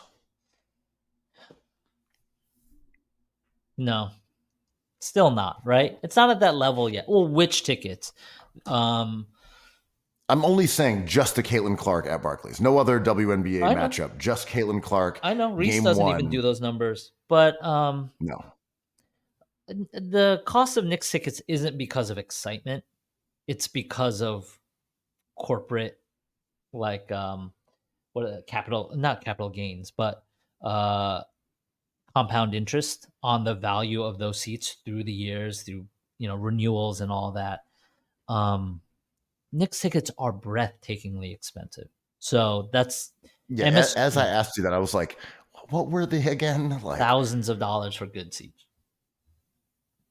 Like it was like $4K for like the 100s or something crazy. I mean, even if I was like, it was $20K for the 100s, like sure, whatever it was, like all checks out. It still doesn't have that heat. I don't even think the ratings are as good if we can figure those out. I think the Knicks versus the Sixers series still eclipses Caitlin Clark at the Liberty. That said, the fact that we're comparing those two is incredible. And I am not like trying to pander to the WNBA. I was like, oh, I want them to do well, but like I do want them to do well. And I want basketball games to happen in the summer. And God, if Caitlin, I would pay like $400 for bad seats. Maybe. I mean, my thing is, I think we've reached past the point where discussion of the WNBA feels like pandering because there are good topics to chat about. It's no longer, I just want to see people appreciate the ladies playing ball. Like, let's respect the lady hoopers. We needed a little heat. And, I think even last year, the year before, going to the games, I think myself, I was kind of loath to criticize the sport because people say really hateful, nasty shit about women basketball players. Sexism You know, is rampant. yeah, and you see even the comments on Instagram or wherever. It's like shitty comments, whether it's from older men or teenagers or whoever. You're like, guys, just relax. You know, it's corny. Just chill out. So it makes you naturally protective of the sport and its participants. But Caitlin Clark, both in college and now in the pros, there's a lot of nasty conversations around her and Angel Reese, of course. But overall, it's allowed us to talk about the WNBA not only as an oddity where people now know what we're talking about because it's just part of culture. We know these storylines. They're discussed by other people. It's not like, oh, here we go, a WNBA segment. Like, who the fuck are these people they're talking about? Maya Moore. Who is that? Oh, that was a We're now at a strange week point. for Maya Moore. Yeah. Exactly. We're now at a point where we can talk about these players and an increasing amount of these players. We can start talking, oh, Asia Wilson. I don't think people knew who Asia Wilson was a couple of years ago, but now they do. Mhm. You can talk about them with, greater detail and without the same amount of context. So I think that's a big deal for women's basketball. But yeah, this draft class, like when Cameron Brink comes back, and then we're going to get Juju probably in 2 years. And Paige, which they're not Caitlin Clark level prospects though. No, but I mean Juju might be, but different kind of player. Yeah, different player. But Becker's is going to be awesome. I mean, remember before Caitlin Clark, there was Sabrina. And I could not believe she went to Liberty. That was insane. And now the Liberty are, because they have the second best player in the WNBA, like they are the team to beat. Like that is a powerhouse. This is an example where a top heavy league maybe is beneficial because you have, hopefully we'll see the Aces versus the Liberty again. But yeah, I don't know. Like a part of it will always not feel like it belongs to me. But then again, I'm like a Taiwanese kid talking about the NBA. Like that also doesn't feel like it's a part of me. So you're saying if there was a diminutive Asian woman came in and set the league on fire for like, I don't know, about 11 to 14 days. I mean, you may be weeping in the stands is what you're saying. I mean, there's a reason why the Heat are playing in Mexico City, right? Like it's incredible. You got to tap into these audiences. But yeah, it's not for me to say like I don't care about ratings. I've never cared about ratings. It's not up to me to support this league. You just support it or you don't. The Heat always seem to play in Mexico City now. Is that right? Is this are they developing a fan base down there? It's interesting because when they used to do this, people think it's a recent development. They've been playing real games in Mexico City for a long time. This is going on for years. Yeah. And they would always bring Texas teams. They were trying to spread the fan base down. And it would be like Phoenix, San Antonio, Dallas. They really focused on those Southwestern teams because it isn't that far. It's like an hour and change flight or 2 hours, whatever. It's the closest franchises to Mexico City. Places that have a heavy Mexican Latino population. Makes sense. But recently, it's kind of always the Heat. And I don't know if it's because they're trying to tap into the Latino market in Miami, but my hunch is they usually ask teams if you want to do it. And I think Miami just says yes. Because when I wrote a story about it and was down there, I was talking with Spo and he was like, yeah, this is tight. He's like, I like it. It reminds me of Miami. We're down here. After the earthquake, they asked us if we wanted to do it. And I said, yeah, let's go. Yeah. I think it might be Spo just enjoying Mexico City. I mean, that too. I mean, how could you not enjoy it? But like also, maybe they did it for that reason. And then they drafted Jaime Jaquez Jr., right? It's just like, right. Oh, you guys have a very popular Mexican player on your team who's going to be in the game. Like, you're definitely playing this game. I mean, that literally could have been the impetus. He's like, look, I love going to Contramar. I want to get the fish that's red on one side and green. Ugh, the artwork, That sounds primary really art fun. And market then is like, booming. Yeah. and then someone's like, yeah, we're gonna go buy, the Moran Gallery in Polanco. Yeah. It's like, no, you have a Mexican on the team. That's why you're going. Oh, right. I just thought it was because of my love of mezcal, the smoky spirit of old Mexico. No. You have a Mexican guy in the team. You're going. I End of mean, story. pretty much, right? Like, if they were gonna go play a game in Serbia, there's only a couple of teams you should send there. Yeah, that's true. You're gonna want to have a Serbian. How about that? Yeah. But yeah, I don't know. It's a slow basketball month, but grateful the Olympics are over and we get to watch the WNBA coming up. So here's the thing. Your man Goran Dragic retired. How close is he to Hall of Fame caliber? Does he have the international chops to be a contender for that? I don't think he does. I'm a Hall of Fame apologist, but he doesn't get in. I don't think he barely. I think Lou Williams gets in. I think Jamal Crawford should be in. I don't think Goran Dragic was good enough in the NBA to push him over. I don't think so either. Yeah.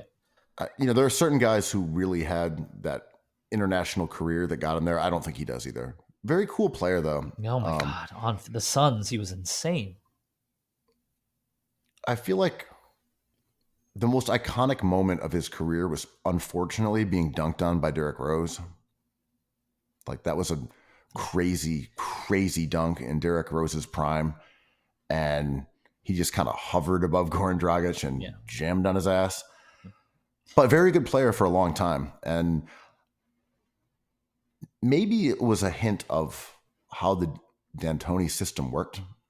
Because there were times when Nash would go out and Dragic would come in. And if I remember correctly, I think that was still D'Antoni era. I think so. Where Dragic looked damn good. Oh my gosh. I remember in fantasy, anytime Nash was dinged up, a race to the waiver wire for Dragic. I'm trying to push this affability era thing. That farewell. Yeah, let's get into that. I've noticed you're really trying to get that out there, like the affability era. Why are we talking about Goran Dragic? He has not been relevant in years, but like Chris Bosh went out there. There was a farewell game for him with ex-NBA players in it. For Goran Dragic? Like, there's a lot of amazing players we can name that don't get to go out on their shield like that. Everyone just loved that guy, right? And why are we even talking about Hall of Fame? He's just likable. His caliber of player is common. I'll be honest. I didn't think there was any chance of him going to the Hall of Fame. I just was throwing out a little bait to see if you'd go for it. And it was a test. You passed. Right. I mean, Jamal Crawford. Like Quo, Andrew, do you think Goran Dragic is perhaps a Hall of Famer? I think most players are. I think Joakim Noah should be in the Hall of Fame. Why not? To me, anyone who makes the NBA is so good, they should be in the Hall. Enshrine that man. It's like, go ahead. No Lou Williams, but Spucky Scooterville gets in. It's like, oh, cool. It's like the fourth owner of this team got in, but no Jamal Crawford. I'm like, just put Crawford in at this point. If you're going to put owners in, put Crawford in. I'm anti-Crawford only because he's one of those guys that we'll keep hearing about forever. So it keeps the Hall relevant when you have people, the same community who always wanted Crawford, like back in the league, where it was like, come on, he's a bucket. Have you seen his moves? You mean the Crawford should be in the league. Buddy Hield He's a bucket. Nation? We should trade for Buddy Hield, man. Yeah. So you got to keep Crawford out of the Hall in order for people to keep trying to get him in the Hall. Yeah, that's fair. It's not necessarily fair to him, but for the branding of the Hall, you got to keep the Crawford out so that Crawford's acolytes will keep yelling about the Hall of Fame. It's crazy how in American culture we reward people like slow and steady, people who climb up their ladder at work, who retire after 40 years of service in the military or anything. We're talking about Waltz. He was kind of like the lowest tier soldier, but he paid his dues. And He was no Marine like this hot shot over here, JD Vance. And we don't really reward that in the NBA. Every time someone has a LeBron versus Jordan debate, it's always, you hear someone say like, but LeBron's been in the league too long. All these accolades are just accumulation stats. And Jordan got it done in only 6 years. That's incredible, you know? And Jamal Crawford, in my opinion, has that longevity award. It's like, you've been part of this company from the beginning, man. You're going to get a gold star on your way out. I hear you. But also, a lot of people can't see it from your perspective, being that you're a Navy SEAL. That's right. Please don't cut my head off and put it on top of your car. I can't guarantee that. But what can you guarantee? The perfect one. I can usually guarantee that Cookies Hoops puts out perfect pods. That's right. That's right. And I was worried for a second, this being our first video episode, but the guarantee came true. You're the Babe Ruth of this pod, calling your shot. It was a test, and I passed it, Andrew. Yeah, calling that shot. Cookies. Cookies. Cookies. Cookies. I love cookies. I love cookies. I love cookies. I love cookies.